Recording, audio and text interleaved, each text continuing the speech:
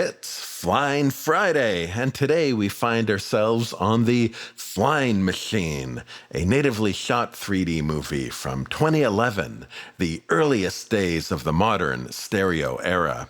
It's a tale of two movies, really. The first half, which runs about 35 minutes, was fantastic. We are treated to a wonderful 3D stop-motion animation, performed without dialogue, while pianist Lang Lang performs Chopin in the background. We are introduced to a crowded workshop after zooming through a glass window.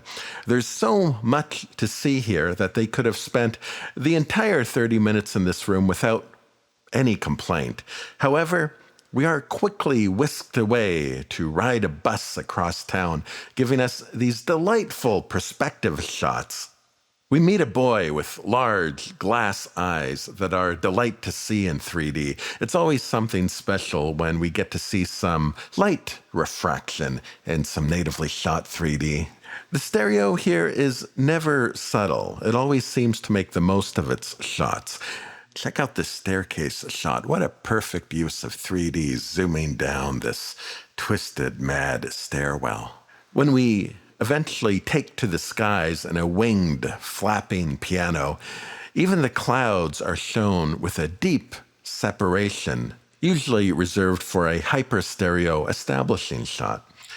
Although we sail through a shower of flower petals and later visit balloons in the sky, this visual experience never becomes background to the music. Like an old silent film, it skillfully creates conflict, disappointment, danger with mere looks and action.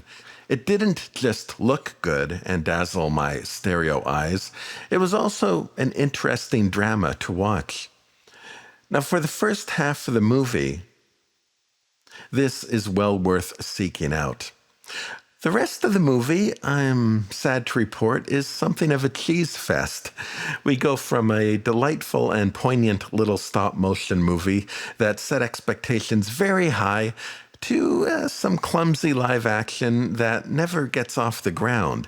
It repurposes many of the visuals introduced in the first half with live actors rather crudely blue-screened on top, so we never really see anything new, and the quality of the attempt is somewhere between the weather report and a comedy sketch.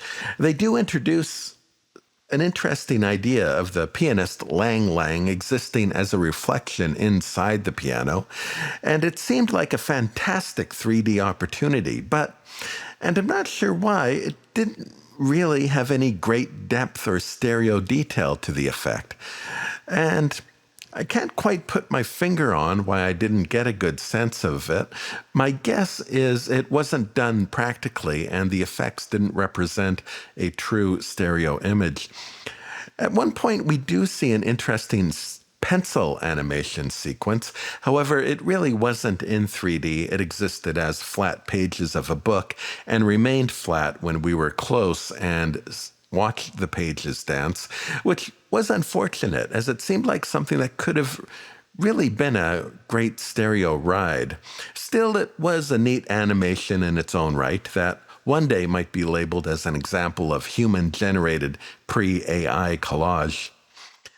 Story-wise, it's all something of a soft bait and switch. The first half creates an expectation that we are here to experience a certain type of drama. And then we find ourselves watching something more fit for a young classroom that you might find playing on a loop at a museum. Where the opening silent movie was brilliant at portraying drama in action, the later live-action dialogue is in constant exposition, insisting on talking over the music, rarely giving it a chance to break through, let alone be appreciated, which is ironic as it's trying to relate a near worshipful lesson in the composer Chopin, but the lesson itself becomes a barrier to experiencing the value of the subject. I suppose this might succeed as something of an analogy to the Western public school.